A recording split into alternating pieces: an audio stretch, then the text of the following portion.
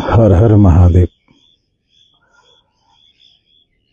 नारायण, आज हम एक ऐसी विषय पे चर्चा करने जा रहे हैं जो विषय काफ़ी उलझा हुआ रहता है, और इस विषय को लेकर के कई लोग चर्चाएं करते हैं। और हमारे जो आध्यात्मिक शास्त्र हैं या धार्मिक शास्त्र हैं, इस विषय पे बहुत चर्चा करते हैं।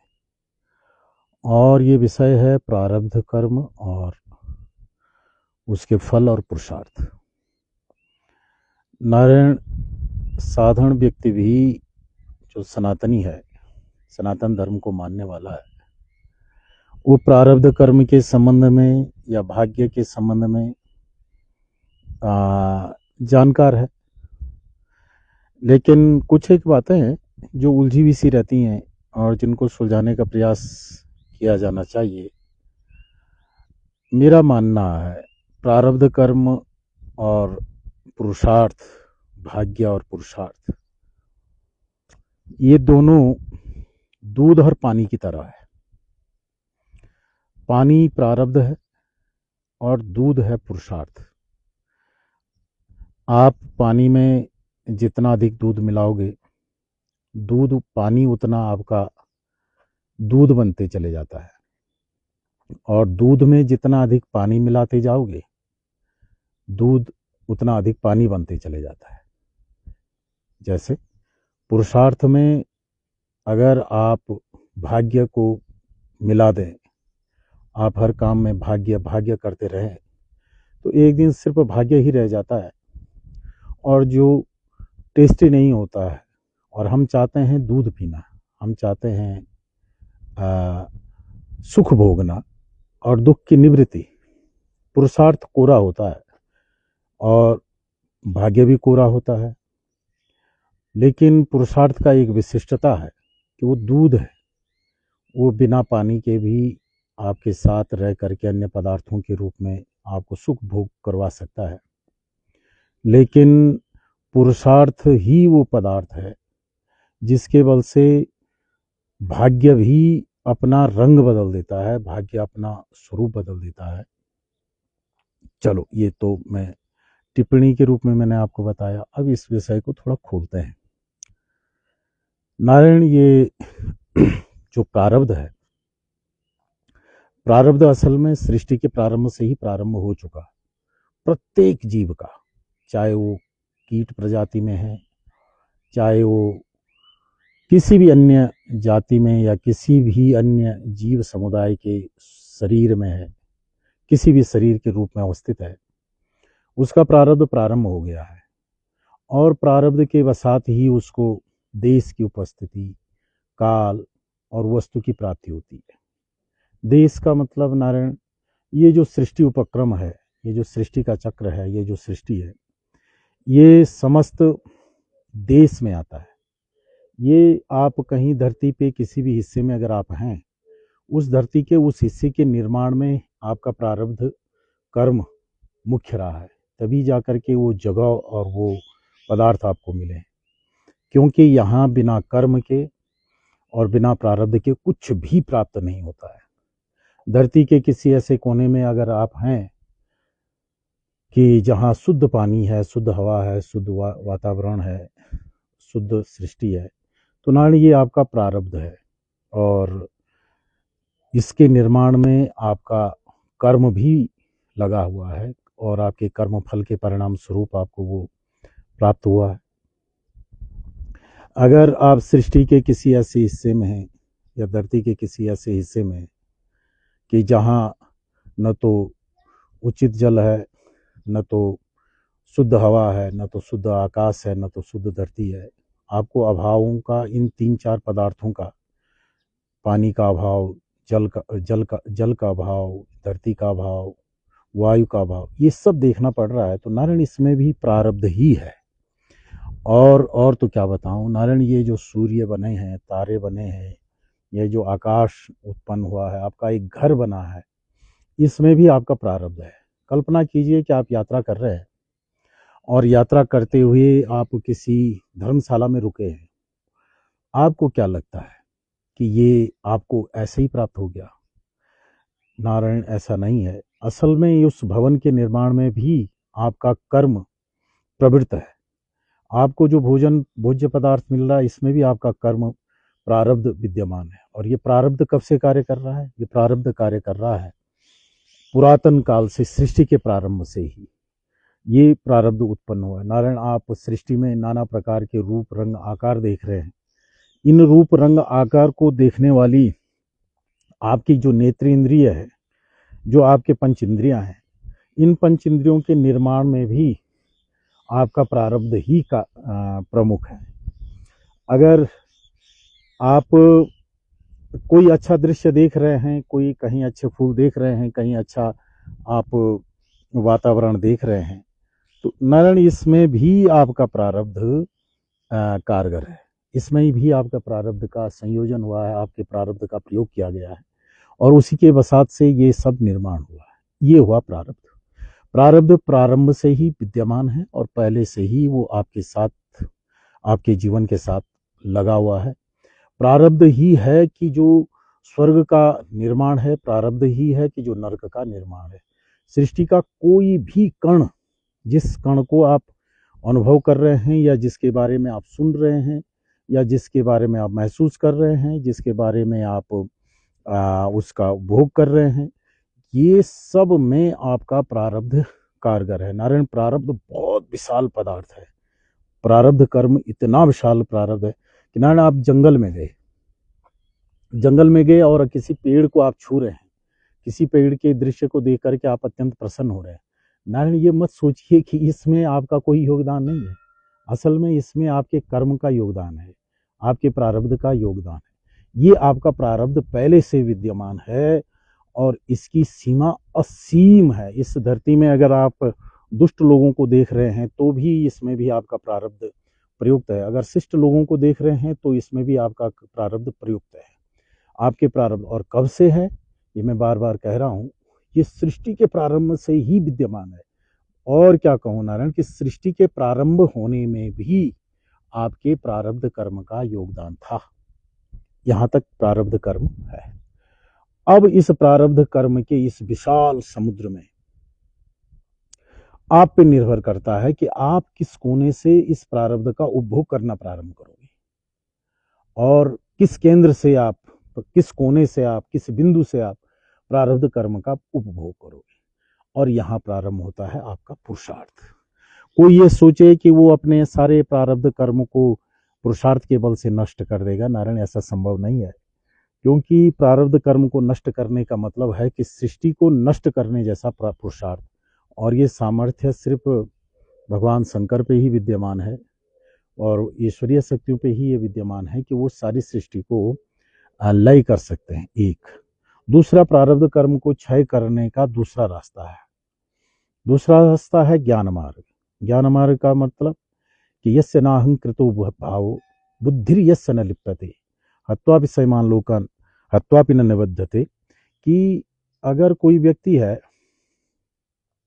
और उसका अहंकृत जो भाव है कि मैं और मेरापन जो भाव है, ये भाव जिसका नष्ट हो जाता है, असल में वही प्रारब्ध का क्षयकारी बनता है, क्षयकारक मार्ग में जा सकता है।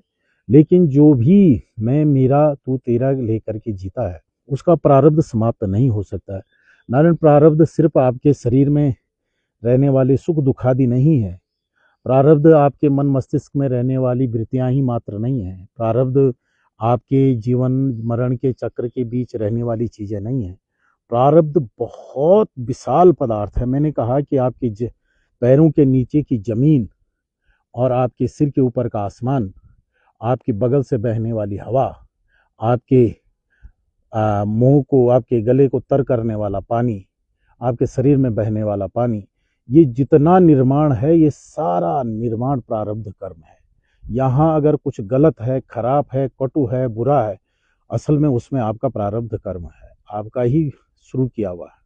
और यहाँ कुछ अगर अच्छा है, इस सृष्टि में, पूरे ब्रह्मांड में अगर कहीं कुछ शुभ है और वो शुभता अगर आपको दिख रही है, उस शुभता का आप अनुभव कर रहे हैं, चाहे अनुभव नहीं भी कर रहे हैं, उसमें भी आपका प्रारब्ध कर्म है। नारायण, और क्या कहूँ मैं कि ईश्वर के शरीर धारण करना, ईश्वर के अवतारों का होना और ईश्वर की नाना प्रकार की लीलाओं का होना, इसमें भी आपका प्रारब्ध कर्म प्रयुक्त है। सृष्टि में अगर कहीं कुछ निर्माण हो रहा है उसमें भी आपका प्रारब्ध कर्म प्रयुक्त है। नारायण, ये बहुत विशाल सीमा है। इसलिए अगर कोई आदमी बहुत छोटी सी बात को लेकर के प्रारब्ध को समझना चाहेगा तो उसकी दृष्टि को थोड़ा व्यापक करना पड़ेगा, तभी जाकर के व्यापक दृष्टिकोण से ही समझ पाएंगे कि वास्तव में सृष्टि के प्रत्येक कण के निर्माण में, सृष्टि की प्रत्येक क्रिया के निर्माण में, प्रत्येक शुभ अशुभ के निर्माण में प्रत्येक जीव का शुभ अशुभ कर्म का प्रयोग हुआ है। ये बाहर भी सृष्टि में भी और शरीरगत भी, ये दोनों जगह प्रारब्ध कर्म प्रयुक्त होता है। ये मैं आपको प्रारब्ध कर्म की व्यापकता बता रहा हूं।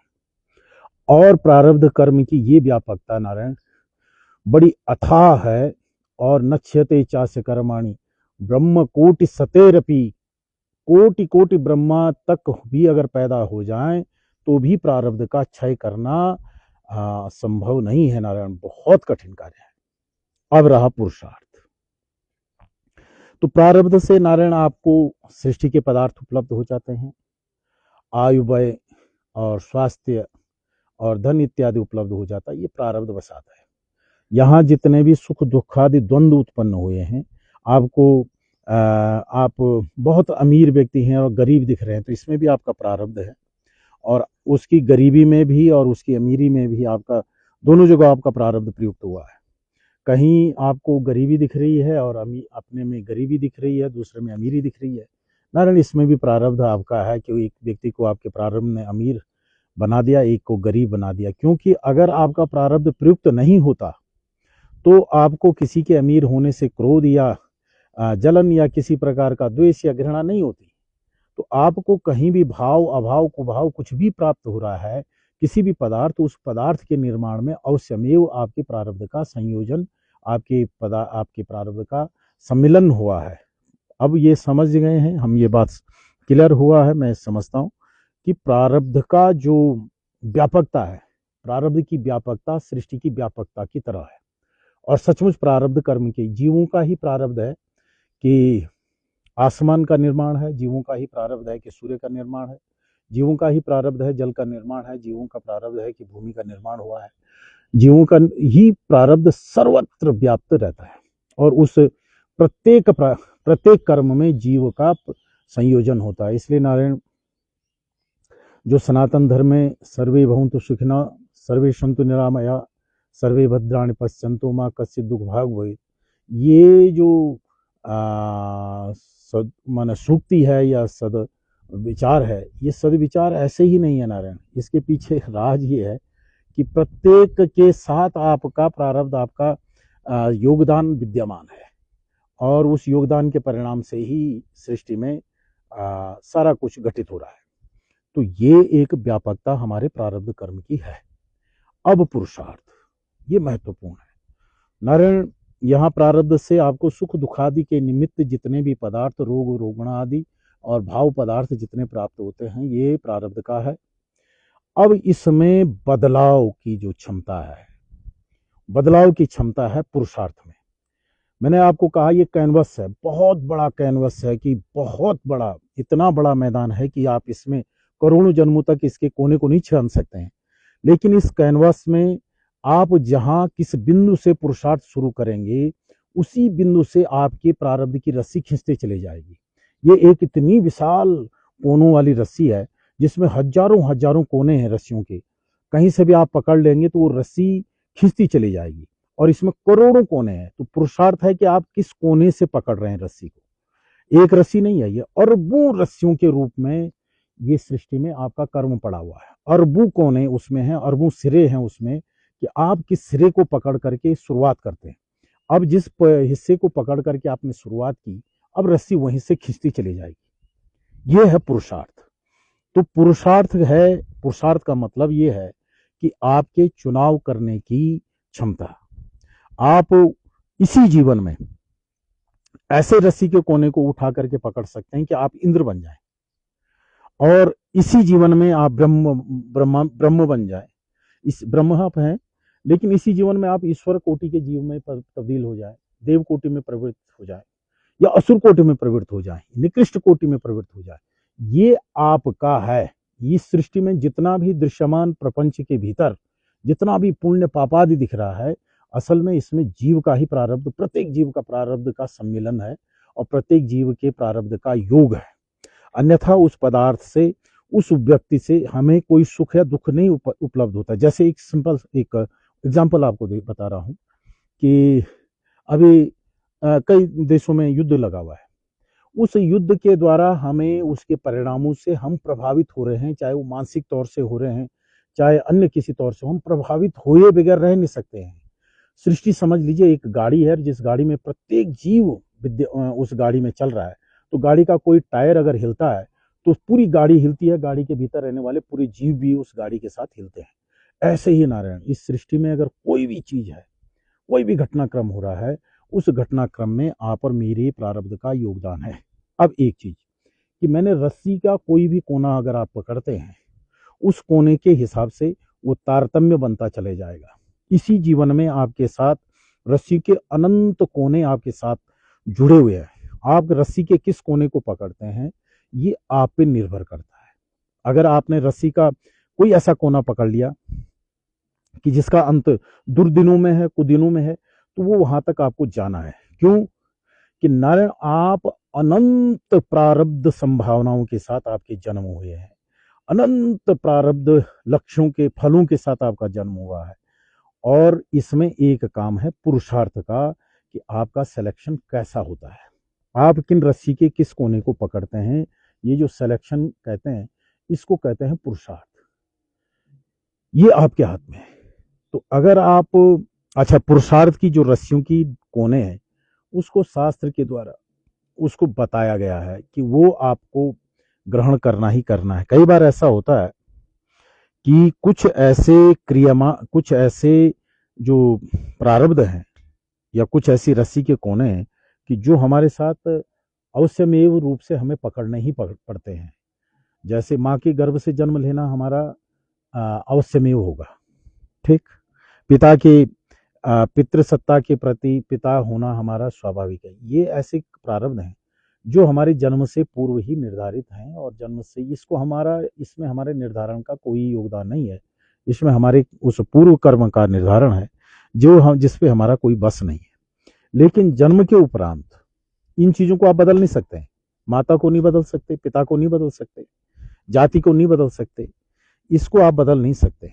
लेकिन अन्य जो भाग्य हैं कि उस कुल, उस गोत्र में और उस परिस्थिति में, उस डेमोग्राफी में या उस भौगोलिक परिस्थिति में रह करके आपके जो भाग्य की रस्सी है वो उसी ढंग से खींचेगी जो वहाँ का क्षेत्रीय जो प्रारब्ध है। जैसे जो व्यक्ति ग्रामीण या बहुत ऐसे निर्जन क्षेत्रों में जिनका जन्म हो, टुंड्रा के क्षेत्रों में, हिमालय के क्षेत्रों में या बर्फीले क्षेत्रों में किसी व्यक्ति का जन्म हुआ है, तो अब उसके साथ प्रारब्ध का एक हिस्सा जुड़ जाएगा कि उस शीत का उपभोग करेगा।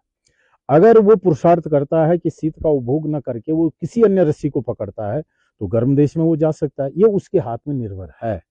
और रही बात कि जो प्रारब्ध है उसको अवश्य में भुगतना है, नहीं, ऐसा नहीं है, बल्कि निर्भर ये करता है कि आपके पुरुषार्थ की दिशा किधर किधर है। तो नारायण, और भी अगर किसी के प्रश्न हो तो लिखें, मैं इस विषय में फिर आपके साथ फिर से लाइव आऊँगा। आज के लिए इतना ही है। मेरे घूमने का था, पैरों में थोड़ा सा बैठ करके वो हो गया था, जकड़न सी हो गई थी, इसलिए मैं थोड़ा घूमने की चाह थी, तो मैंने कहा चलो इसी बहाने आप लोगों के साथ लाइव आऊँ। आज के लिए इतना ही। हर हर महादेव।